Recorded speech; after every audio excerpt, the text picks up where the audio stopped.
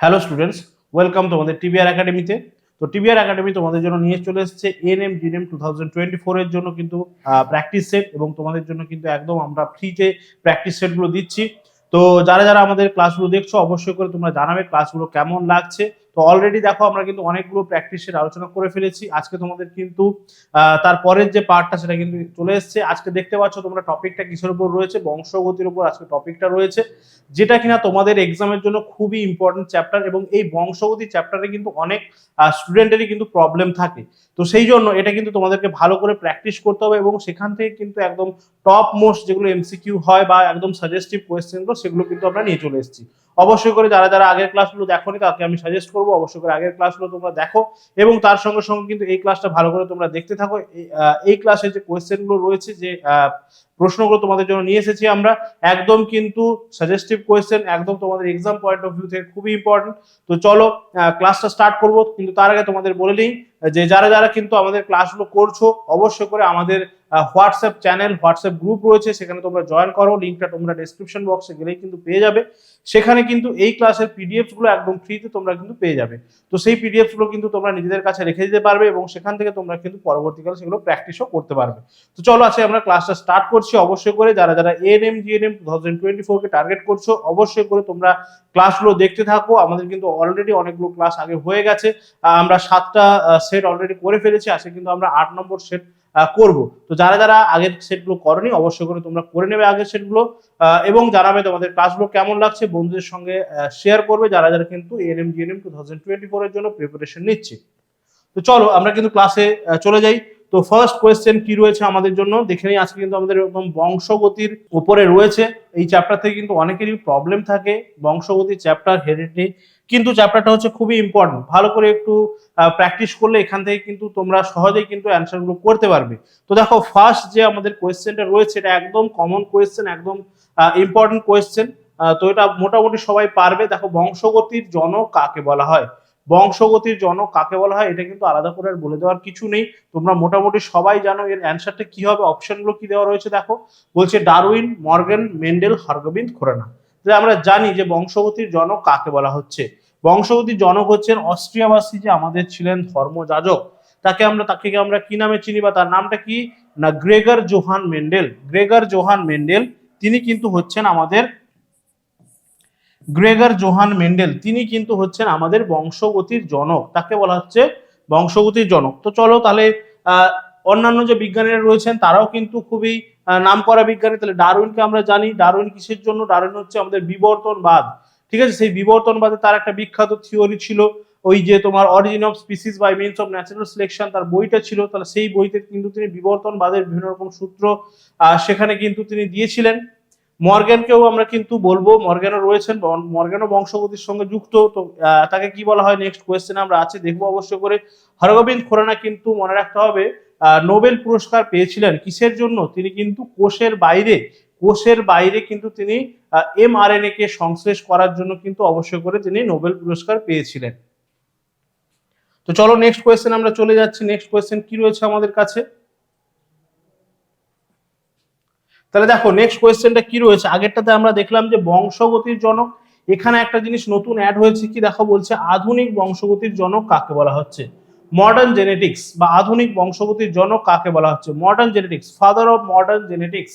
সেটা ছিল শুধুমাত্র ফাদার অফ জেনেটিক্স, এটা হচ্ছে ফাদার অফ মডার্ন জেনেটিক্স। তাহলে অপশনগুলো কি রয়েছে দেখো, অপশনগুলো একই রয়েছে, ডারউইন, মর্গান, মেন্ডেল, হার্গোবিন্দ খোরানা। তাহলে এখানে রাইট অ্যান্সারটা কি হয়ে যাবে, এখানে মডার্ন জেনেটিক্স এর যদি আমরা বলি ফাদার বা জনক, তাকে আমরা বলবো টি.এইচ. মর্গান।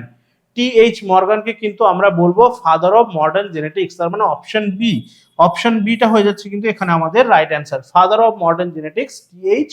মর্গান। মনে রাখতে হবে, বাকিগুলো আমি কিন্তু বাকিদের নাম বলে দিয়েছি, কেন তারা বিখ্যাত বা কি কারণের জন্য সেটা কিন্তু অবশ্যই করে আমি আগের কোশ্চেনে আলোচনা করলাম। তো চলো নেক্সট কোশ্চেনে আমরা চলে যাব। নাম্বার 3 কি রয়েছে আমাদের কাছে, এবারে বলেছে দেখো মিউটেশন তত্ত্বের জনককে, মিউটেশন তত্ত্বের জনককে। তাহলে মিউটেশন থিওরি এটাও খুবই ইম্পর্টেন্ট। মিউটেশন আমরা জানি জিনের মধ্যে যদি কোনো হঠাৎ চেঞ্জ চলে আসে, বা জিনের যেটা স্বাভাবিক বৈশিষ্ট্য, সেই স্বাভাবিক বৈশিষ্ট্যটা যখন কোনো কারণে চেঞ্জ ঘটে যায় তখন আমরা বলছি সেটাকে মিউটেশন। মিউটেশনের বিভিন্ন রকম কারণ হতে পারে, ঠিক আছে।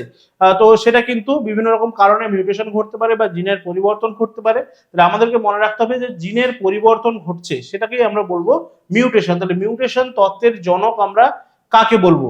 তোমরা কিন্তু অপশনগুলো থেকে সহজেই গেস করে নিতে পারবে, কারণ বাকি যে তিনটে অপশন রয়েছে সেগুলো কিন্তু আমি আলোচনা করে দিয়েছি। নতুন নাম কে রয়েছেন না, এখানে আমরা দেখতে পাচ্ছি যে Hugo de Vries. Hugo de ব্রিজকে কিন্তু আমরা বলছি মিউটেশন তত্ত্বের জনক, ঠিক আছে, father of mutation theory, father of mutation theory. তাহলে হুগো ডি ব্রিজ এইগুলো কিন্তু এক্সামে দেয় অবশ্যই করে, ইম্পর্টেন্ট কোয়েশ্চেন। তো নামগুলো কিন্তু তোমরা একটু ভালো করে মনে রাখার চেষ্টা করবে, তাহলেই দেখবে আর কোনো রকম কোনো প্রবলেম হচ্ছে না। চলো নেক্সট কোয়েশ্চেন আমরা চলে যাব। নাম্বার 4 কি রয়েছে দেখো, বলছে জেনেটিক্স কথাটি সর্বপ্রথম প্রবর্তন করেন কে? Who first coined the term? Who first coined the term? এই যে জেনেটিক্স কথাটা এটা প্রথম কে প্রবর্তন করেছিলেন? তাহলে আমরা দেখে নেব অপশনগুলো কি কি রয়েছে। দেখো মেন্ডেল, বেটেসন, মর্গান, জোহানসেন। কি হবে এখানে আমাদের রাইট অ্যান্সার? তাহলে দেখো এখানে আমাদের রাইট অ্যান্সারটা কি হয়ে যাচ্ছে? তাহলে মেন্ডেলকে আমরা চিনি, মেন্ডেল কিসের জন্য বিখ্যাত? মর্গানকে চিনি, কিন্তু এখানে দেখো দুটো নতুন নাম আমরা পেয়েছি, একটা হচ্ছে বেটেসন আর একটা হচ্ছে কি আমাদের জোহানসেন। তাহলে কোনটা হবে আমাদের রাইট অ্যান্সার? তাহলে আমরা দেখে নেব এটা আমাদের রাইট অ্যান্সারটা কি হয়ে যাচ্ছে। কে সর্বপ্রথম প্রবর্তন করেছিলেন? ফার্স্ট কয়েন দ্য টার্ম বেটেসন, ঠিক আছে। অপশন বি হয়ে যাচ্ছে এখানে আমাদের, অপশন বি হয়ে যাচ্ছে কিন্তু এখানে আমাদের রাইট অ্যান্সার, ঠিক আছে। বেটেসন কিন্তু প্রথম এই টার্মটা কয়েন করেছিলেন বা এই কথাটা প্রথম, জেনেটিক্স এই কথাটা প্রথম বলেছিলেন বেটেসন। নামগুলো একটু ভালো করে মনে রাখবে, এখান থেকে এই ধরনের কোয়েশ্চেন কিন্তু অবশ্যই তোমরা পাবে পরীক্ষাতে। তো সেই জন্য নামগুলো ভালো করে অবশ্যই করে মনে রাখার চেষ্টা করো। তাহলে বেটেসন ফার্স্ট কয়েন দ্য টার্ম বা প্রথম প্রবর্তন করেছিলেন এই জেনেটিক্স কথাটা। নেক্সট কোয়েশ্চেনটা আমরা চলে যাব। নাম্বার 5 কি রয়েছে দেখো, দেখো বলছে মেন্ডেলের পরীক্ষায় এক সংকর ক্রসের F2 জনুতে second filial generation. F2 মানে কি? F2 মানে হচ্ছে সেকেন্ড ফিলিয়াল জেনারেশন, সেখানে প্রাপ্ত ফিনোটাইপের অনুপাত, ফিনোটাইপের অনুপাত। তাহলে ফিনোটাইপ জিনোটাইপের ব্যাপারে আইডিয়াটা কিন্তু আমাদেরকে অবশ্যই করে ক্লিয়ার রাখতে হবে, এবং এখানে ভালো করে দেখতে হবে যে এখানে কি বলেছে, মনোহাইব্রিড ক্রস বলেছে, এক সংকর জনন বলেছে, নাকি ডাই হাইব্রিড ক্রস বলছে, দ্বিসংকর জনন বলছে, সেটা কিন্তু তোমাদেরকে ভালো করে খেয়াল রাখতে হবে। তাহলে দেখো ভালো করে কি কি জিনিসগুলো খেয়াল রাখতে হচ্ছে।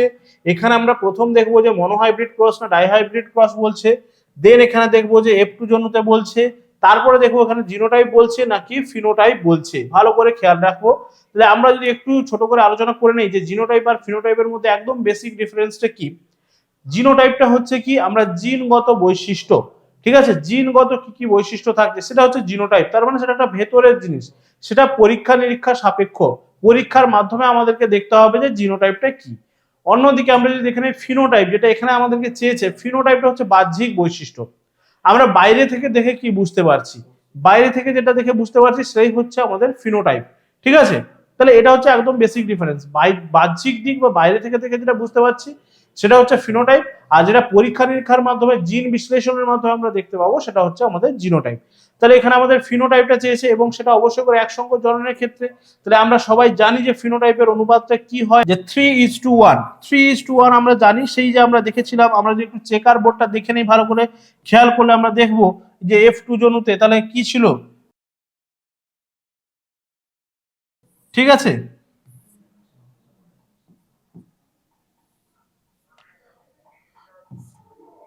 তো এখানে ছিল এইভাবে। তাহলে আমরা যদি চেকার বোর্ড করে নিই তাহলে আমরা দেখতে পাবো টি টি, এইটা হচ্ছে আমাদের কি, ক্যাপিটাল টি হচ্ছে বিশুদ্ধ লম্বা,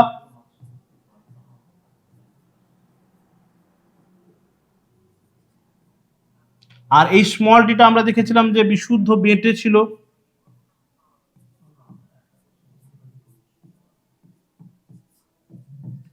তাই তো। তাহলে এখানে যদি আমরা দেখে নেই চেকার বোর্ডের মাধ্যমে স্মল টি, তাহলে দেখো এখানে আমরা দেখতে পাচ্ছি কি এটা বিশুদ্ধ লম্বা নয়, টি হচ্ছে গিয়ে লম্বা আর এটা হচ্ছে বেঁটে, নাকি এটা হচ্ছে গিয়ে টি হচ্ছে গিয়ে লম্বা আর এটা হচ্ছে গিয়ে আমাদের বেঁটে, স্মল টিটা হচ্ছে গিয়ে বেঁটে। তাহলে আমরা যদি দেখে নিই তাহলে দেখো এই যে আমি জাস্ট একটু তোমাদেরকে দেখি যে এই যে capital T capital T capital T small T capital T small T, তিনটে দেখো, তিনটে কিন্তু আমরা এখানে বলেছে ফিনোটাইপ।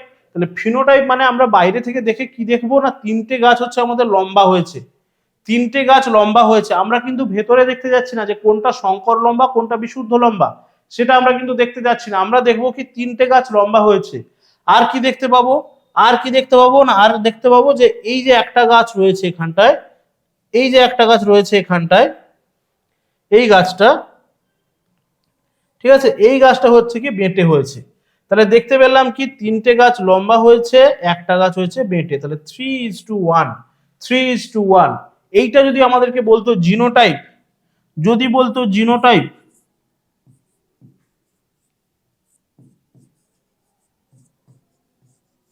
তাহলে যদি জিনোটাইপ বলতো সেক্ষেত্রে আমরা কি দেখতাম, যে দেখো এইটা হচ্ছে বিশুদ্ধ লম্বা, তাহলে বিশুদ্ধ লম্বা হচ্ছে, বিশুদ্ধ লম্বা হয়ে গেল কি, বিশুদ্ধ লম্বা হয়ে গেল 1:2।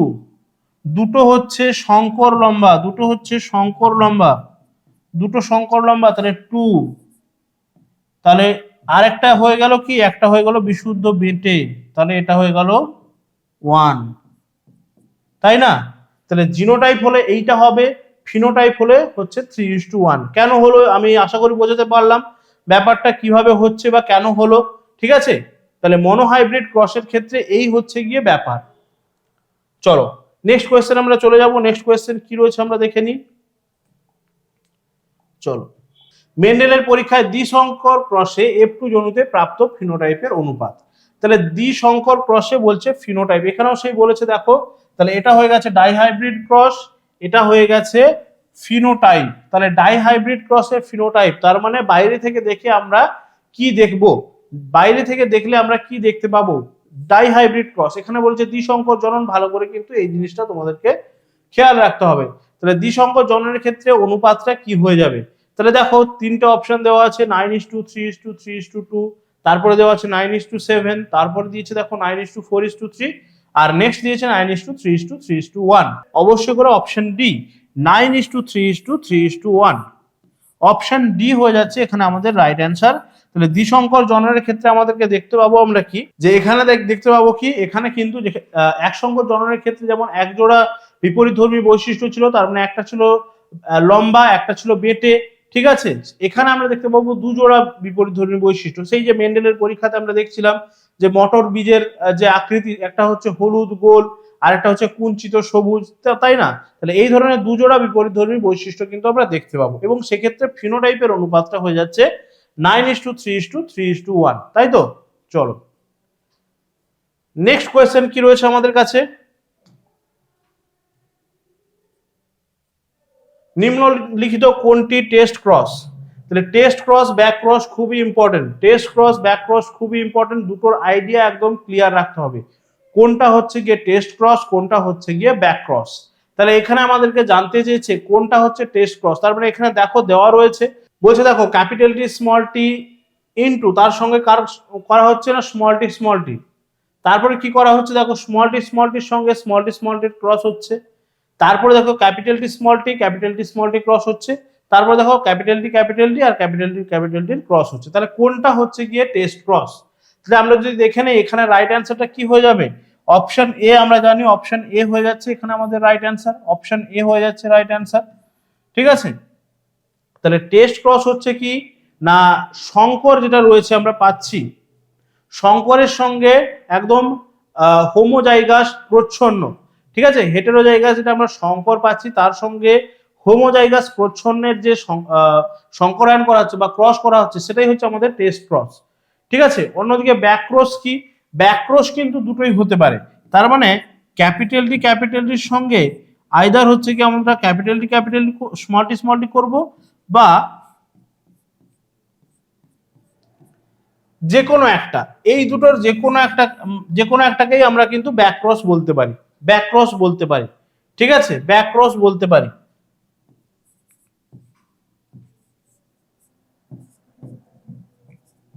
ঠিক আছে? Back cross.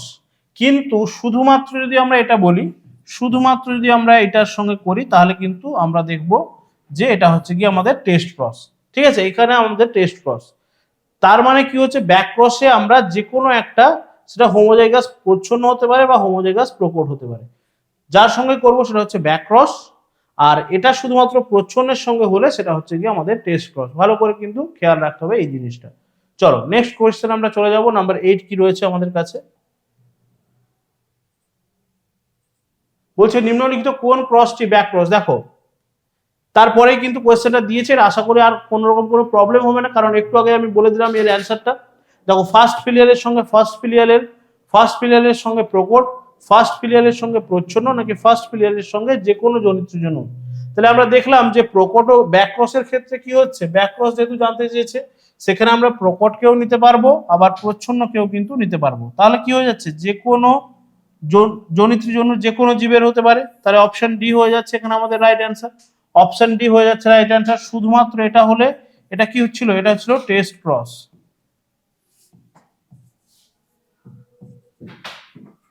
ঠিক আছে, টেস্ট ক্রস। চলো নেক্সট কোয়েশ্চেন আমরা চলে যাব। নাম্বার 9 কি রয়েছে আমাদের কাছে, নাম্বার 9 কি রয়েছে, বলা হচ্ছে বংশগতির এককে কি বলে। খুব ইজি কোয়েশ্চেন, বংশগতির একক কি, ফিনোটাইপ, জিনোটাইপ, জিন নাকি প্রোটিন, কোনটা হচ্ছে কি আমাদের বংশগতির একক। তাহলে এটা খুবই ইজি, এটা কিন্তু কোনো রকম কোনো কনফিউশন তোমাদের হওয়া উচিত নয়। তার কারণ বংশগতির একক আমরা জানি ধারক ও বাহক একক যাই বলো না কেন সেটা হচ্ছে জিন। তার কারণ হচ্ছে জিনই হচ্ছে এমন একটা জিনিস যেটা হচ্ছে কি হচ্ছে না, পিতামাতার শরীর থেকে বা পিতামাতার থেকে তার যে বৈশিষ্ট্যগুলো সেগুলো কিন্তু তার সন্তান সন্ততির দেহে কিন্তু ছড়িয়ে দিচ্ছে বা বহন করে নিয়ে যেতে সাহায্য করছে। তাহলে জিনকে আমরা বলবো বংশগতির ধারক ও বাহক বা বংশগতির একক। ঠিক আছে, চলো নেক্সট নাম্বার 10 কি রয়েছে দেখো, বলছে ক্রোমোজোমে জিনের যে স্থান নির্দিষ্ট থাকে তাকে কি বলা হচ্ছে।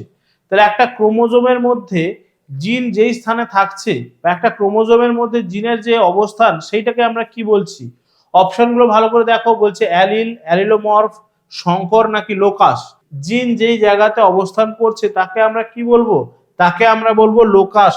জিনের যে লোকেশন, জিনের যে স্থান সেটাকে আমরা বলবো লোকাস। অপশন ডি ভালো করে কিন্তু খেয়াল রাখবে।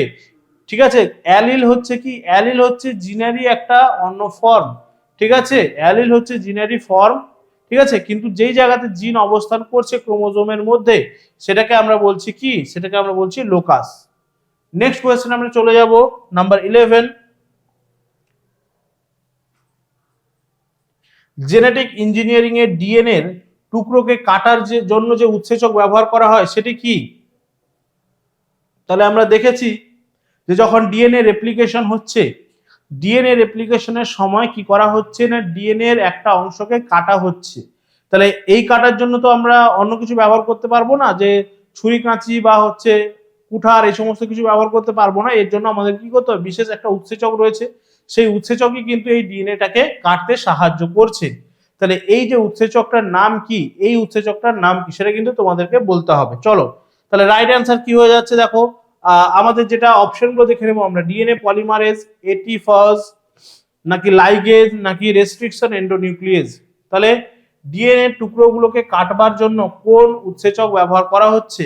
তাহলে রাইট অ্যান্সার হচ্ছে কি, রাইট অ্যান্সার হচ্ছে গিয়ে রেস্ট্রিকশন এন্ডোনিউক্লিয়েজ। তাহলে এটাকে আমরা কি বলবো, এটাকে বলবো আণবিক কাঁচি। আণবিক কাঁচি বলবো, ডিএনএ টুকরোগুলোকে কাটতে সাহায্য করছে, তাই তো। চলো ডিএনএ পলিমারেজ হচ্ছে কি না, ডিএনএ কে পলিমার হতে সাহায্য, পলিমার মানে আমরা জানি একটা ছোট্ট অণুকে অনেকগুলো হতে সাহায্য করছে। ঠিক আছে, সংখ্যায় বৃদ্ধি করছে। তাহলে পলিমারেজ যখন আমরা হচ্ছে ডিএনএ পলিমারেজ, সেটা কিন্তু ডিএনএ সংখ্যাটাকে বৃদ্ধি করতে সাহায্য করছে। নেক্সট কোয়েশ্চেন বলা হচ্ছে দেখো ডাউন সিনড্রোমের কারণ কি। ডাউন সিনড্রোম, ডাউন সিনড্রোমটা কিসের জন্য হচ্ছে। ডাউন সিনড্রোম আমরা জানি যে এটা হচ্ছে কি, এটা হচ্ছে একটা অটোজোমাল ডিজিজ বা অটোজোমাল ডিসঅর্ডার। অটোজোমাল বা ক্রোমোজোমের একটা বিশেষ ক্রোমোজোম সেটের যদি পরিবর্তন হয়ে যায়, বিশেষ ক্রোমোজোম সেটের পরিবর্তন হয়ে গেলেই কিন্তু এই ডাউন সিনড্রোম এক ধরনের আমাদের শরীরে কিন্তু ডিফর্মিটি দেখা যায় বা আমাদের শরীরের কিন্তু এক ধরনের পরিবর্তন হয়ে যায়, যেটা একটা রোগের লক্ষণ প্রকাশ পায়, সেটাকে আমরা বলছি কি না ডাউন সিনড্রোম। তাহলে ডাউন সিনড্রোমের কারণটা কি, তাহলে দেখো দেওয়া রয়েছে অপশনগুলো, ট্রাইজোমি, টেট্রাজোমি, অটোপলিপ্লয়েডি নাকি অ্যালোপলিপ্লয়েডি। কি হবে না, ডাউন সিনড্রোমের কারণ হয়ে যাচ্ছে আমাদের ট্রাইজোমি, ডাউন সিনড্রোমের কারণ হয়ে যাচ্ছে ট্রাইজোমি। আচ্ছা, এই ডাউন সিনড্রোমটাকে কিন্তু মঙ্গোলিয়ান ডিজিজও বলা হচ্ছে, এই ডাউন সিনড্রোমটাকে কিন্তু মঙ্গোলিয়ান ডিজিজও বলা হচ্ছে। তার কারণ হচ্ছে কি, দেখো আমি একটু বলে দিই তাহলে। ট্রাইজোমি হচ্ছে কার, ট্রাইজোমি হচ্ছে কার না 21 আমাদের যে সেট রয়েছে 21 নম্বর ক্রোমোজোম সেট, 21 নম্বর ক্রোমোজোম সেট তার কিন্তু পরিবর্তন হয়ে যাচ্ছে। কি পরিবর্তন হচ্ছে, ট্রাইজোমি হয়ে যাচ্ছে। তার মানে সেখানে কিন্তু একটা এক্সট্রা ক্রোমোজোম চলে আসছে, ঠিক আছে, একটা এক্সট্রা ক্রোমোজোম। ক্রোমোজোম সেটে সবসময় আমরা জানি যে দুটো করে ক্রোমোজোম থাকছে, তো সেক্ষেত্রে কিন্তু ট্রাইজোমি হয়ে যাওয়ার জন্য কিন্তু একটা এক্সট্রা ক্রোমোজোম সেখানে চলে আসছে। তাহলে আমরা যদি দেখি যে যাদের ডাউন সিনড্রোম রয়েছে, যাদের ডাউন সিনড্রোম রয়েছে তাদের অটোজোমের সংখ্যা কত, আমরা এমনি জানি যে আমাদের 22 জোড়া রয়েছে, 22 জোড়া রয়েছে মানে হচ্ছে যেটা পেয়ার, 22 পেয়ার রয়েছে তার মানে এটা 44, ঠিক আছে। কিন্তু এদের অটোজোমের সংখ্যা কি একটা এক্সট্রা হয়ে যাচ্ছে, তার মানে এখানে +1 হয়ে যাবে 45, ঠিক আছে, 45 হয়ে যাচ্ছে, ট্রাইজোমি হয়ে যাচ্ছে, তাই তো। তাহলে 21 নম্বর ক্রোমোজোম সেটে ট্রাইজোমি হয়ে যাওয়ার জন্যই কিন্তু আমাদের ডাউন সিনড্রোম দেখা যাচ্ছে। ডাউন সিনড্রোম হলে কি হয়, জিভটা একটু ঝুলে পড়ে মুখ থেকে সব সময়, তারপর হচ্ছে গিয়ে চোখের নিচে, চোখের পাতাগুলো একটু মোটা হয়ে যায়, চোখের নিচে ভাঁজ দেখা যায়, ঠিক আছে, এই সমস্ত লক্ষণগুলো দেখা যাচ্ছে। তো এইটাকে দেখতে অনেকটা মঙ্গোলিয়ান পিপল বা আমরা যাদেরকে বলি একটু মানে চাইনিজ মানুষদের মতো দেখতে হয়ে যায় আর কি, ঠিক আছে। তো সেই জন্য সেটাকে আমরা বলছি মঙ্গোলিয়ান ডিজিজ আর কি। চলো নেক্সট কি বলছে দেখো, কোন তঞ্চন ফ্যাক্টরের অভাবে হিমোফিলিয়া এ হয়, হিমোফিলিয়া এ, তাহলে কোন তঞ্চন ফ্যাক্টরের অভাবে হিমোফিলিয়া এ হচ্ছে। এই হিমোফিলিয়া রোগটা আশা করি তোমাদের সবাই আইডিয়া রয়েছে, যেটা হচ্ছে এমন একটা ডিজিজ যার ফলে কি হচ্ছে, আমাদের কোথাও যদি কেটে যায় সেখান থেকে কিন্তু সহজে আমাদের রক্ত বন্ধ হয় না, ঠিক আছে, রক্তটা তঞ্চিত হয় না। তার কারণ হচ্ছে কি, এখানে একটা নির্দিষ্ট ফ্যাক্টরের অভাব রয়েছে। আমরা জানি রক্ত তঞ্চনের জন্য আমাদের অনেকগুলো ফ্যাক্টর কাজ করছে, মোটামুটি 12-13টা ফ্যাক্টর রয়েছে আমাদের কাছে, সেই ফ্যাক্টরগুলো আমাদের রক্ত তঞ্চনে সাহায্য করছে। তাহলে এদের মধ্যে কোন বিশেষ ফ্যাক্টরটার জন্য হিমোফিলিয়া এ, যার আরেক নাম হচ্ছে গিয়ে রয়্যাল হিমোফিলিয়া, ঠিক আছে, যার আরেক নাম হচ্ছে রয়্যাল হিমোফিলিয়া বলবো এটাকে, ঠিক আছে, আমরা রয়্যাল হিমোফিলিয়া বলবো। তার কারণ রানী ভিক্টোরিয়ার শরীরে, রানী ভিক্টোরিয়া ইংল্যান্ডের যিনি রানী ছিলেন তার শরীরে কিন্তু এটার প্রথম খোঁজ পাওয়া গিয়েছিল, তার শরীরে প্রথম এই হিমোফিলিয়া এর খোঁজ পাওয়া গিয়েছিল, এই জন্য এটাকে বলা হচ্ছে হিমোফিলিয়া এ বা রয়্যাল হিমোফিলিয়া। তাহলে এখানে কোন ফ্যাক্টরটা থাকে না, ফ্যাক্টর 8, ফ্যাক্টর 8 যেটা রয়েছে অপশন এ তে, এই ফ্যাক্টর 8 কিন্তু এখানে থাকছে না, তার ফলে কিন্তু এই হিমোফিলিয়া এটা হচ্ছে। তো চলো দেখো এরপরে কিন্তু আমরা 14 নম্বর কোয়েশ্চেনে আসছি। তো 14 নম্বর কোয়েশ্চেনটা আমাদের কাছে কি বলেছে দেখো, বলছে দেখো একটি জীবের জিনোটাইপ, তো জিনোটাইপে এখানে তোমরা দেখতেই পাচ্ছ কি দেওয়া রয়েছে, capital A small A, capital B small B, capital C, capital D small D. তাহলে জীবটির কতগুলি গ্যামেট তৈরি হবে, তাহলে গ্যামেটের যে সংখ্যাটা সেটা আমরা কি করে নির্ণয় করব সেটা কিন্তু আমাদেরকে ভালো করে দেখে নিতে হবে। তাহলে প্রথমে আমরা দেখবো যে এখানে যে জিনোটাইপটা দেওয়া রয়েছে, এই জিনোটাইপের ক্ষেত্রে কতগুলো আমরা হেটেরো গ্যামেট দেখতে পাচ্ছি। তার মানে দেখো এখানে এ ক্যাপিটাল এ আর স্মল এ হচ্ছে হেটেরো, কারণ হেটেরো মানে কি আমরা জানি আলাদা, তাহলে ক্যাপিটাল এ আর স্মল এ দুটো হচ্ছে হেটেরো। আবার এখানে দেখো ক্যাপিটাল বি স্মল বি দুটো কিন্তু হেটেরো, ক্যাপিটাল সিটা কিন্তু হোমো, তার কারণ ক্যাপিটাল সি দুটোই একই। আবার ক্যাপিটাল ডি আর হচ্ছে স্মল ডি দুটো কিন্তু হেটেরো। তার মানে আমাদেরকে প্রথমে দেখে নিতে হবে যে কতগুলো হেটেরো এখানে কিন্তু আমরা গ্যামেট পাবো। তাহলে সেক্ষেত্রে কিন্তু তাহলে আমাদের সংখ্যাটা কত হয়ে যাবে সেটা কিন্তু আমরা দেখবো। তাহলে দেখো কি হচ্ছে, এখানে আমাদের অপশনগুলো প্রথমে আমরা দেখে নেব, বলেছে 8, 6, 4 নাকি 1। তাহলে আমরা দেখবো তিনটে কিন্তু আমরা পেয়ে যাচ্ছি, একটা দুটো আর তিনটে পেয়ে যাচ্ছে আমাদের কিন্তু হেটেরো, বাকি একটা আমাদের হোমো রয়েছে। তাহলে যতগুলো আমরা হেটেরো পাবো আমরা কিন্তু 2 টু দি পাওয়ার করে দেবো। তাহলে 2 টু দি পাওয়ার n হচ্ছে এর কিন্তু আমাদের ফর্মুলা। তাহলে যতগুলো আমরা এই nটা সমান হচ্ছে কি আমরা যতগুলো হেটেরো পাবো, তাহলে 2 টু দি পাওয়ার যদি আমরা এখানে n ইকুয়ালস টু আমরা এখানে পেয়ে গেলাম 3, কারণ ক্যাপিটাল এ স্মল একটা রয়েছে, ক্যাপিটাল বি স্মল বি একটা রয়েছে আর ক্যাপিটাল ডি স্মল ডি একটা রয়েছে, ঠিক আছে, আর ক্যাপিটাল সি তো হোমো। তাহলে এখানে যদি আমরা 2 টু দি পাওয়ার 3 করে দেই তাহলে আমরা জানি 2 কিউব ইকুয়ালস টু 8 হয়। তাহলে আমরা সহজেই কিন্তু এখানে অ্যানসারটা পেয়ে গেলাম, যে এখানে আমাদের কিন্তু অপশনটা হয়ে যাচ্ছে এ হচ্ছে এখানে রাইট অ্যান্সার। আশা করি বোঝা গেল। তাহলে যখন এরকম আমাদেরকে ফিনোটাইপ দিয়ে দেবে এবং গ্যামেট নির্ণয় করতে দেবে যে কতগুলো আমরা গ্যামেট পাবো বা কতগুলো গ্যামেট তৈরি হবে, সেক্ষেত্রে কিন্তু আমরা প্রথমে দেখে নেবো যে আমাদের কতগুলো এইভাবে হেটেরো রয়েছে। ঠিক আছে, তাহলে যতগুলো হেটেরো থাকছে তার কিন্তু আমরা নাম্বারটা বসিয়ে দেবো 2 টু দি পাওয়ার করে, তাহলে সহজেই কিন্তু আমরা পেয়ে যাবো। চলো নাম্বার 15 আমরা চলে আসছি। ওকে, বলছে একজন মানুষের ক্রোমোজোম সংখ্যা হচ্ছে 47, মানুষটি কোন রোগে ভুগছে? তাহলে 47 হয়ে যাচ্ছে। 47 মানে কি? আমরা জানি আমাদের স্বাভাবিক ক্রোমোজোম সংখ্যা কতগুলো? আমরা জানি যে আমাদের হচ্ছে 23 জোড়া ক্রোমোজোম রয়েছে। 23 জোড়া ক্রোমোজোম রয়েছে, 23টা পেয়ার রয়েছে আমাদের, স্বাভাবিকভাবে আমরা জানি। তাহলে 23 জোড়া মানে কতগুলো হচ্ছে? 46। 23 জোড়া মানে হচ্ছে 46। ঠিক আছে, 46টা কিন্তু আমাদের স্বাভাবিকভাবে রয়েছে। কিন্তু এক্ষেত্রে বলেছি দেখো এখানে কিন্তু 47, তার মানে একটা ক্রোমোজোম কিন্তু এক্সট্রা হয়ে গেছে, এখানে এক্সট্রা ক্রোমোজোম একটা চলে এসেছে। তাহলে সেক্ষেত্রে মানুষটা কোন রোগে ভুগছে? তাহলে চারটে অপশন দেওয়া রয়েছে দেখো, Down syndrome, Turner syndrome, Klinefelter syndrome নাকি এ আর সি উভয়ই হবে। তাহলে এই ক্ষেত্রে আমাদের রাইট অ্যান্সারটা কি হয়ে যাবে? আমি তোমাদেরকে বলেছিলাম ডাউন সিনড্রোমের ক্ষেত্রে যে ডাউন সিনড্রোমটা হচ্ছে একটা অটোজোমাল ডিজিজ, যেখানে হচ্ছে কি 21 নম্বর যে ক্রোমোজোম সেটটা রয়েছে তার কিন্তু ট্রাইজোমি হয়ে যাচ্ছে। তার মানে কি সেখানেও কিন্তু একটা এক্সট্রা ক্রোমোজোম কিন্তু অ্যাড হয়ে যাচ্ছে। তাহলে এক্ষেত্রে কিন্তু দেখতে পাচ্ছি একটা এক্সট্রা ক্রোমোজোম যদি অ্যাড হয়ে যায় তাহলে 46 এর জায়গায় একটা এক্সট্রা হয়ে যাচ্ছে, তাহলে 47 হয়ে যাচ্ছে এখানটায়। তাহলে ডাউন সিনড্রোমের বেলা আমাদের 47টা ক্রোমোজোম হয়ে যাচ্ছে। এবার যদি আমরা দেখি টার্নার সিনড্রোম আর ক্লাইনফেল্টার সিনড্রোম, এগুলোকে যদি আমরা কনসিডার করি, এই যে টার্নার সিনড্রোম এইটা কিন্তু কি হয়ে যাচ্ছে? কমে যাচ্ছে। তার মানে এখানে এক্স ও হয়ে যাচ্ছে। ক্লাইনফেল্টার সিনড্রোমে কিন্তু একটা এক্সট্রা ক্রোমোজোম অ্যাড হচ্ছে, একটা এক্সট্রা ক্রোমোজোম অ্যাড হচ্ছে, তার মানে এখানেও কিন্তু +1 হয়ে যাচ্ছে। তার মানে এর বেলাও আমরা দেখতে পাবো যে আমাদের ক্রোমোজোম সংখ্যাটা কিন্তু 47 দাঁড়িয়ে যাচ্ছে। ঠিক আছে, তাহলে আমরা এখানে অ্যানসারটা কোনটা করব? এ এবং সি উভয়। তার মানে এখানে ক্লাইনফেল্টার সিনড্রোমেও একটা ক্রোমোজোম সংখ্যা বেড়ে যাচ্ছে, আবার ডাউন সিনড্রোম, এই যে টার্নার আর ক্লাইনফেল্টার এগুলো কিন্তু সেক্স ক্রোমোজোম গুলোর কিন্তু ডিফর্মিটি দেখা যাচ্ছে। তার মানে সেক্স ক্রোমোজোমের যে সেটটা রয়েছে আমাদের এক্স এক্স বা এক্স ওয়াই, এই যে সেটটা এটার কিন্তু একটা ডিফর্মিটি দেখা যাচ্ছে। তো এখানে আমাদের রাইট অ্যান্সারটা হয়ে যাচ্ছে অপশন ডি। অপশন ডি হয়ে যাচ্ছে এখানে আমাদের রাইট অ্যান্সার। তার মানে এ ও সি উভয় ক্ষেত্রেই কিন্তু আমরা দেখতে পাবো যে আমাদের ক্রোমোজোম সংখ্যাটা 47 হয়ে যাচ্ছে। চলো নেক্সট কোয়েশ্চেন আমরা চলে যাচ্ছি।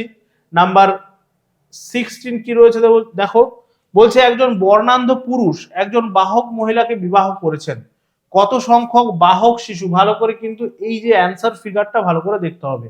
অ্যানসার ফিগারটা যদি ভালো করে না লক্ষ্য করো তাহলে কিন্তু অ্যানসারটা পুরোপুরি ভুল হয়ে যাবে।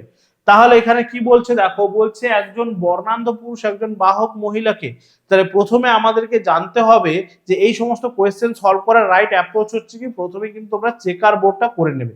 ঠিক আছে, প্রথমে চেকার বোর্ডটা করে নিলে তোমাদের কোনো রকম কোনো প্রবলেম থাকবে না। যে কোনো এখানে তোমাকে অ্যানসার যাই দিতে বলবে তুমি কিন্তু সহজেই দিয়ে দিতে পারবে। ঠিক আছে, তাহলে প্রথমে আমরা দেখবো যে বর্ণান্ধতা যে রয়েছে বা কালার ব্লাইন্ডনেস, এটা কিন্তু হচ্ছে কি আমাদের একদম সেক্স লিঙ্কড একটা ডিসঅর্ডার। সেক্স লিঙ্কড ডিসঅর্ডার, তার মানে এখানে এটা কিন্তু শুধুমাত্র সেক্স ক্রোমোজোমের মধ্যেই থাকছে, এটা কিন্তু অটোজোমাল নয়। ঠিক আছে, এটা কিন্তু অটোজোমাল নয়। তাহলে এখানে বলেছে বর্ণান্ধ পুরুষ, তার মানে আমি ধরে নিলাম যে এই যে এক্স ক্রোমোজোম রয়েছে, এই এক্স ক্রোমোজোমের উপরেই কিন্তু এক্স ক্রোমোজোমেই কিন্তু এই বর্ণান্ধতাটা থাকে বা এক্স ক্রোমোজোমাল ডিসঅর্ডারের কিন্তু বর্ণান্ধতা হয়। তাহলে আমি ধরে নিলাম এই যে এক্স সি এটা হচ্ছে গিয়ে বর্ণান্ধ, আর এখানে হচ্ছে কি, ঠিক আছে, আর এমনি এক্স একটা নিলাম, এটা হচ্ছে স্বাভাবিক। ঠিক আছে, জাস্ট এ সেকেন্ড। এভাবে এবারে দেখো আমি কিন্তু এটাকে কি করব, একটা চেকার বোর্ডে করে নেব। তাহলে বলছি দেখো বর্ণান্ধ পুরুষ, তাহলে বর্ণান্ধ পুরুষ মানে এর ক্রোমোজোম সেটটা কেমন হবে? পুরুষের ক্ষেত্রে আমরা জানি এক্স ওয়াই, তাহলে বর্ণান্ধ মানে তার মধ্যে কিন্তু এই ক্রোমোজোমটা রয়েছে কোনটা না আমাদের যেটা বর্ণান্ধ ক্রোমোজোম, বর্ণান্ধ এক্স ক্রোমোজোম যেটা সেটা রয়েছে। আর বলেছে বাহক মহিলা, বাহক মহিলা মানে কি? বাহক মহিলা তার মানে এর যে ক্রোমোজোম সেটটা এটা কি হবে? এর একটা ক্রোমোজোম হচ্ছে স্বাভাবিক, একটা ক্রোমোজোম হচ্ছে বর্ণান্ধ, এইটা হচ্ছে বাহক মহিলাদের। তাহলে এটা যদি আমরা চেকার বোর্ডে ফেলি তাহলে আমরা দেখতে পাবো, ঠিক আছে,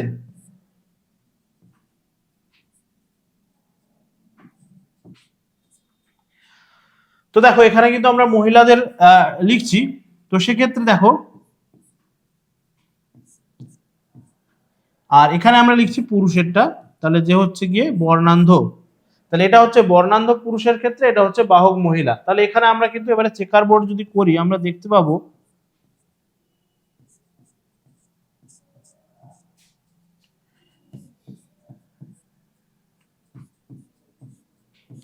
দেখো চেকার বোর্ডটা কিন্তু সহজেই কিন্তু আমরা এখান থেকে এবারে বের করে নিতে পারবো যে কোনো অ্যান্সার। আমাকে কি চেয়েছে, বাহক শিশু চেয়েছে। বাহক শিশু মানে বাহক একমাত্র আমাদেরকে মনে রাখতে হবে যে বাহক কিন্তু মহিলারাই হতে পারেন, পুরুষ কিন্তু কোনোদিন বাহক হতে পারবে না। তার কারণ পুরুষের কাছে একটা মাত্র এক্স ক্রোমোজোম থাকে, ঠিক আছে? সেই একটা এক্স ক্রোমোজোম সে যদি বর্ণান্ধ হয়, তার মানে তার মধ্যে যদি সেই এক্স ক্রোমোজোমে যদি বর্ণান্ধতা থাকে রোগটা, তাহলে সে কিন্তু সেটাতে প্রকাশ পাবে, তার কিন্তু প্রকাশ পাবে, সে কিন্তু সেটাকে লুকিয়ে রাখতে পারবে না, ঠিক আছে? তার মানে আইদার পুরুষ হচ্ছে বর্ণান্ধ হবে, আইদার বর্ণান্ধ হবে, অর সে হচ্ছে কি না, অর সে হচ্ছে স্বাভাবিক হবে, ঠিক আছে? তাহলে পুরুষ কিন্তু কোনোদিনই বাহক হতে পারবে না, বাহক শুধুমাত্র হবে মহিলারা। তার কারণ হচ্ছে কি, মহিলাদের কাছে দুটো কিন্তু এক্স ক্রোমোজোম থাকছে, তার ফলে তার যদি একটা এক্স ক্রোমোজোমে বর্ণান্ধতার যে রোগটা, তার যদি জিনটা থাকে, অন্যটা যদি স্বাভাবিক হয়, সে কিন্তু বাহক হবে। তার মানে অ্যাপারেন্টলি তার মধ্যে কিন্তু সেই রোগটা রয়েছে, কিন্তু তার কিন্তু কোনো বহিঃপ্রকাশ ঘটছে না, সে কিন্তু স্বাভাবিকের মতো আচরণ করবে, কিন্তু তার মধ্যে রয়েছে সেই জিনটা, যেটা তার পরবর্তী প্রজন্মের ক্ষেত্রে কিন্তু প্রকাশ পাবে, ঠিক আছে? তো এইটা মনে রাখতে হবে। তাহলে বাহক শিশু মানে সে নিশ্চয়ই কন্যা হবে, বাহক শিশু মানে এটা আমরা ধরে নিতে পারি এটা কিন্তু হবে কে, এটা হতে পারে কন্যা।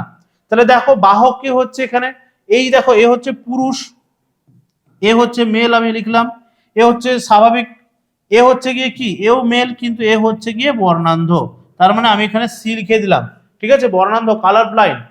এবারে দেখো এই যে ফিমেল হচ্ছে, এ হচ্ছে ফিমেল, এ হচ্ছে ফিমেল, কিন্তু এ হচ্ছে কি, এ দুটোতেই রয়েছে, তার মানে এ কিন্তু কালার ব্লাইন্ড। এই যে রয়েছে এইটা, তার মানে এই যে দেখো এ কিন্তু হচ্ছে, দেখো এর একটা এক্স ক্রোমোজোমে রয়েছে, একটা এক্স ক্রোমোজোমে নেই, তার মানে এ হয়ে যাচ্ছে বাহক। এবারে বলেছে কত সংখ্যক, এখানে পার্সেন্টেজ দেওয়া রয়েছে, দেখো 75%, 50%, 25%, 0%। তাহলে বাহক কি কত হচ্ছে, বাহক হচ্ছে 25%, বাহক হয়ে যাচ্ছে আমাদের 25%। ভালো করে আশা করি বুঝতে পারলে, ভালো করে কিন্তু একবার দেখে নেবে, ঠিক আছে? এক্সপ্লেনেশনটা একটু ভালো করে দেখে নেবে, তাহলে কিন্তু সহজেই বুঝে যাবে। তো চলো, তাহলে এটাই হচ্ছে আমাদের এখানে আজকের সেটে লাস্ট কোয়েশ্চেন ছিল। তো এই কোয়েশ্চেনটা খুবই, এই ধরনের কোয়েশ্চেনগুলো কিন্তু খুবই ইম্পর্টেন্ট, এই ধরনের কোয়েশ্চেন কিন্তু তোমাদের এক্সামে দেবে, ঠিক আছে? এই কোয়েশ্চেনে কিন্তু অনেকজন কিন্তু ফেসে যাবে, তো সেই জন্য ভালো করে বলবো তোমাদের এই ধরনের কোয়েশ্চেনগুলো তোমরা একটু ভালো করে প্র্যাকটিস করো, কোয়েশ্চেনটা ভালো করে আগে বুঝবে কি বলেছে, তারপরে কিন্তু তোমরা সোজাসুজি চলে যাবে চেকার বোর্ডে, চেকার বোর্ডে ফেলে দেবে, যে কোনো তোমাকে অ্যান্সার চাক, যাই অ্যান্সার চাক না কেন, তুমি কিন্তু সহজেই কিন্তু অ্যান্সারটা করে দিতে পারবে। তো চলো, তাহলে এটা ছিল আজকে আমাদের সেটের লাস্ট কোয়েশ্চেন। অবশ্যই করে আশা করি তোমাদের ক্লাসটা ভালো লাগলো, ক্লাসগুলো কিন্তু এইভাবে করতে থাকো, আমাদের পার্ট বাই পার্ট কিন্তু ক্লাসগুলো আসতে চলেছে তোমাদের কাছে। যারা যারা এএনএম জিএনএম 2024 কে টার্গেট করছো, অবশ্যই করে আমাদের ক্লাসগুলো করো এবং ক্লাসগুলোকে লাইক করবে, বন্ধুদের মধ্যে অবশ্যই করে শেয়ার করবে এবং কমেন্ট করে জানাবে তোমাদের ক্লাসগুলো কেমন লাগলো। তো আজকে এই পর্যন্তই, নেক্সট ক্লাসে কিন্তু তোমাদের সঙ্গে দেখা হচ্ছে। চলো টাটা, থ্যাংক ইউ।